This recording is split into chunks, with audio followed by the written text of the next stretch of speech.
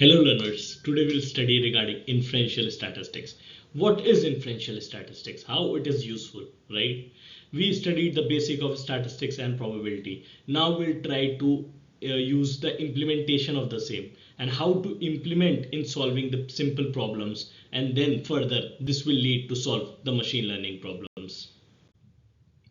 So what all we'll cover in today's session and also in the next session, we'll divide inferential statistics into two parts. So the first one is introduction. Then we'll cover what is random variable, what is probability distribution, expected value, binomial distribution, probability density function, normal distribution, sample, and then again central limit theorem. So inferential statistics involves in making conclusions about a large population based on a smaller sample of data. So you would have seen, right, that how does the voting data comes, right? There are surveys done before the actual voting when it is done, right? So you need to know that, okay, we are doing a voting for a particular area. You cannot go and take survey for all of the people. So survey is done always on a very small population, say 5,000 people, 1,000 people. So that is how inferential statistics comes into play, that you can do and find the probability or statistics for a sample population, and then you can assume that the same is replicated towards the larger population. तो basically हम क्या करते हैं, हम inferential statistics जो करते हैं वो एक सैंपल पॉपुलेशन के ऊपर करते हैं, और जब इस सैंपल से हमको कोई डेटा मिल जाता है तो उसको हम रेप्लिकेट कर सकते हैं एक लार्जर पॉपुलेशन के ऊपर, राइट? तो ये पूरा इन्फ्रेंशियल स्टैटिस्टिक्स का यूज है कि आप एक स्मॉल चीज के ऊपर, जैसे हम we have a population of 125 crore, so you can not take survey of 125 crore, you know right, that how much कितना एफर्ट्स लगता है to organise votes, elections and all those things. So but you can take a sample population and then you can say that okay, this is the same, it will work for most of the population. Then similarly there is other a related like example. If you are in a quality check department of Amazon, if you review the defect rate of 1,000 product, considering that all the product, all if they are manufacturing say 10 lakh product, all of them are manufactured at the same time. But if you are able to find the defect rate of 1,000 products, say out of 1,000 10 are defective, so you can say 1% will be defective. So you can apply the same population to 10 lakh. अगर 1,000 में से 10 defective है तो हम बोल सकते हैं कि अगर हमारे पास टोटल 10 लाख प्रोडक्ट है तो 10 लाख में से हमको approximately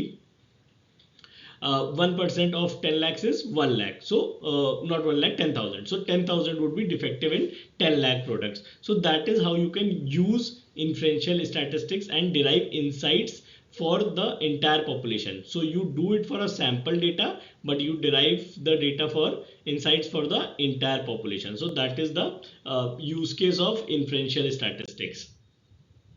Now inferential statistics has two parts, right? You can do hypothesis testing. In hypothesis testing there are various tests: z test, f test, t test, NOR test, Wilson sign rank test, main Whitney test, but most commonly used are z test, f test, and also NOR test to some places.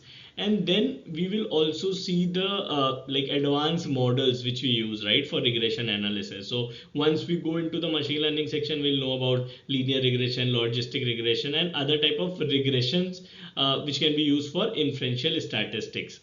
So today we'll focus on more on the sample statistics, how the sample statistics is done and how it can be replicated to a larger population, right?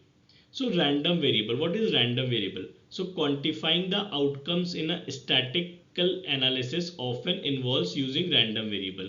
A random variable denoted as X helps convert the experimental outcome into a measurable value. So you can convert a like experiment mounter into a measurable value. So if X is equal to 3, so if you have to count the number of red ball, so X will be equal to 3.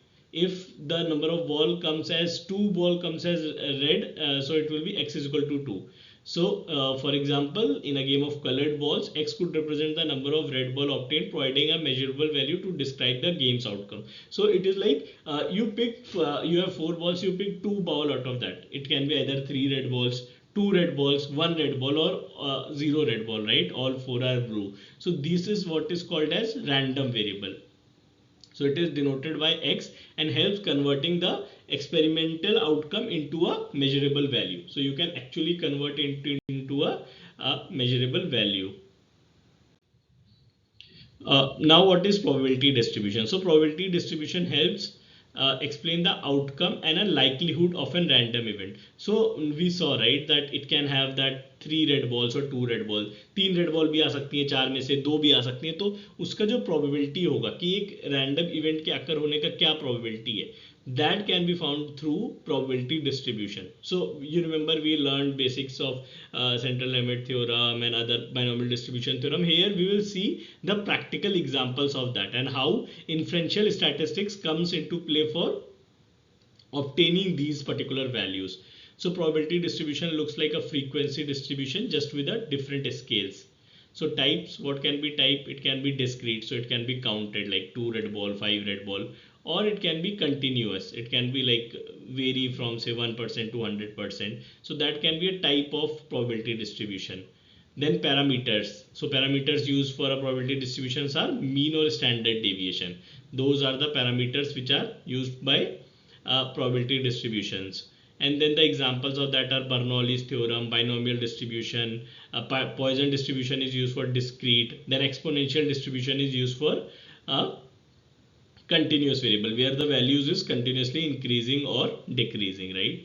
So this is essential for statistics, modeling, hypothesis testing, predictions. We'll learn more about these things, what is hypothesis testing, what is modeling, and we are all doing this for a prediction world. तो ये सारा probability distribution में होता है, उसके types क्या हैं, वो हम कैसे categorize कर सकते हैं, उसको mean और standard deviation के form में we can categorize. Then what are the types? It can be counted or it can be a continuous variable, and all these are the different distribution types which are the types of probability distribution. So whenever someone says you probability distribution, these are the ones जो आपको देखना रहेगा. This is the one which you can focus on. Now let's go to a interesting concept, right? What is a expected value? Okay, so expected value can be derived from this particular example. So it represent the average or a mean of a random variable, indicate the value you would expect to get from one experiment. So for example, if you have a like probability of getting 1 red ball, 2 red ball, 3 red ball, and 4 red ball. Okay, so probability of getting 1 red ball is say 0.27, and you can calculate that as well. Probability of getting 2 red balls is 0.16. Then probability of getting 3 red balls is 0.347. Then similarly it goes on to this particular value. Sorry, the first one is 0 red balls as well. So there are 5 possible outcomes: 0, 1, 2, 3, and 4, and these are the different values of that. Now in a game of red ball from 0 to 4, what is the total expected value? So this is the expected value calculation.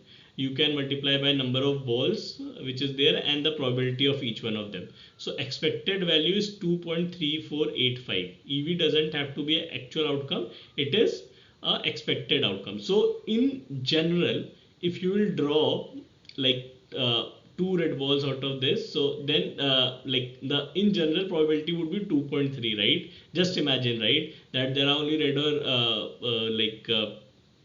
red or blue balls. So either you'll draw 2 or 3. It will be very less, that most of the time there is 0 red ball drawn or 4 red ball drawn. So expected value is 2.385, which is the over a infinite games of number of experiments. So in some game you will draw 2, some game you will draw 3, some game you will draw 4, 1, 0. So but what would be the average of unlimited games? It would be 2.385.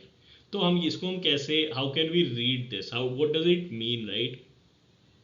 So suppose if you are saying that you want to perform this experiment with 1 lakh people, so you cannot go on and find the probability for each one of them, right? You can represent this sample value, the expected value for that entire sample would be 2.385. So this is how this expected value comes into play, and we are able to find the expected value for picking 2 red balls from a 4 red ball in an experiment. So this is the concept of expected value, which is a base of inferential statistics.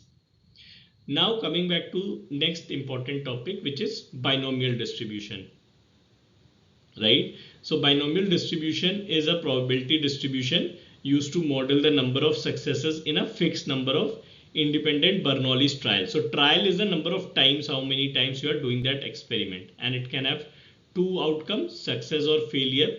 So success is denoted by P and probability of failure is 1 minus P. Number of trial is denoted by N, which is a fixed number. So you all decide already. हम लोग ये पहले से सोच लेते हैं कि हम ये experiment 4 बार करेंगे या 3 बार करेंगे या 1000 बार करेंगे. So that is the number of trials. Now binomial x represent the number of success in number of n trials. So x is how many times you are successful. So probability mass function for a binomial distribution, you can use this formula: p to the power k 1 minus p to the power n minus k, where k is the number of success. So suppose if you flip a coin, probability of getting one particular thing is 0.5, right? 10 times. You want to find the probability of getting exact 3 heads. So what you will do, 0.5 is a probability to the power k, which is 3, into 0.5, again 1 minus 0.5 is 0.5, into 10 minus 3. So not getting head is 10 minus 3. So once you calculate this, it is 0.11, which means there is 11.72% chance. If you divide this by 100, so it is 11.7. If you multiply this by 100, it is 11.72% chance of getting 3 heads in a 10 flip coin. So just imagine how like easy it is to calculate. Instead of 10, you can have 1000 here. Out of 1000, you can have say 300 or say 500, 700, and then also you can find the probability. So this helps in extrapolating your data. So हम एक छोटे data से लेकर के एक बड़े data तक हम इस पर्टिकुलर फॉर्मूले में अगर अपनी चीज़ों को डालते हैं, सो हम निकाल सकते हैं कि उसका जो चांसेस है, प्रोबेबिलिटी है for that particular event happening, वो क्या होगा. So this for a coin toss is a very good example. So first पहले हमने देखा कि बॉल सिलेक्शंस का प्रोबेबिलिटी जो हम निकालते हैं वो कैसे निकालते हैं. सेकंड हमने देखा कि बाइनोमियल डिस्ट्रीब्यूशन. सो ये बाइनोमियल डिस्ट्रीब्यूशन कैसे होता है, right. So that is how it comes into play and that is how it is very important. So I hope you all are enjoying. We'll continue the second part of inferential statistics in the next week, but hope you all liking it. Do comment your email IDs in the video and do share your feedback. It motivates me to like create more such videos. Thank you everyone.